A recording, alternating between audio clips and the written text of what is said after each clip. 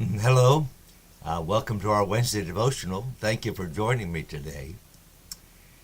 Last Sunday we had a couple special things. We had New Neighbor Day, in which I asked people to sit in different places and get to know a new neighbor.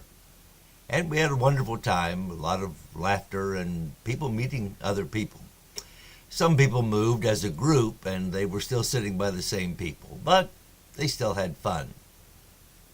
We also had on Sunday evening a meeting following the service regarding safety and security. Now understand, we have not been inactive in this area. We have many cameras all over our building. We have a place where they are monitored during the services. We lock up our doors just a few minutes after the service starts. So we try to be safe and we're trying to be careful.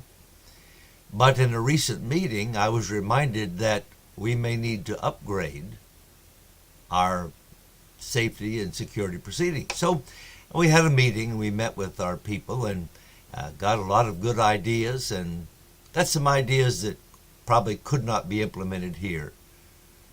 But good ideas about safety and security. And the Lord willing, we'll be upgrading and moving in some of these directions. But as I had that meeting, I wanted to explain, and I'll explain today, that the Bible tells us we're not to have fear. Listen to this in 2 Timothy 1:7. God hath not given us the spirit of fear, but of power and of love and of a sound mind. Now, we ought to fear things that are dangerous. We ought to fear touching a fire or putting our hand on the stove, things like that.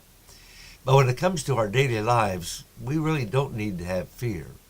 I thought of 3 reasons just to remind us why we should not be fearful people. Number 1, we are God's children, and as such, we're protected by Him.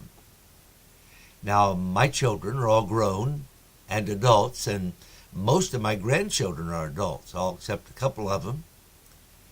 But when they were young, when our children were young, lived in our home, we were very protective of them.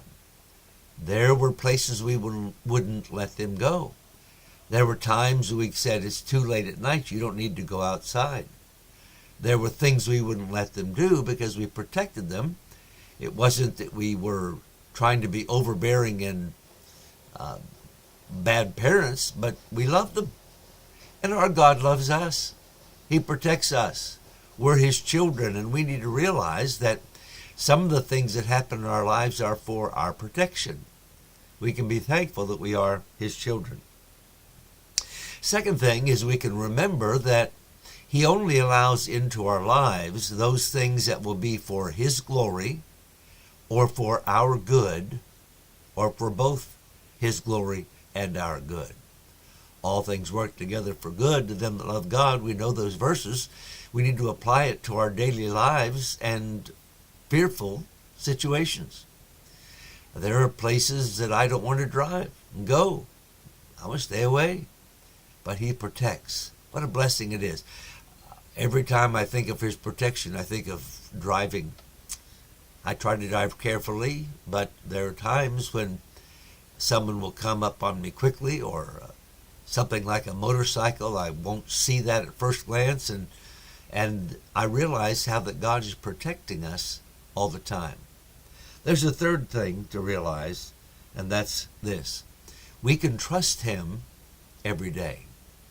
He doesn't go to sleep on the job. He doesn't take a coffee break and not be there when a problem arises. He's always there. He loves us. He takes care of us. And we can trust Him every single day. Let's be careful in things we do, places we go, and how we behave. But let's also realize we have a God that loves us and will protect us. God hasn't given us the spirit of fear, but of power and of love and of a sound mind. God bless you. Have a safe and wonderful day today.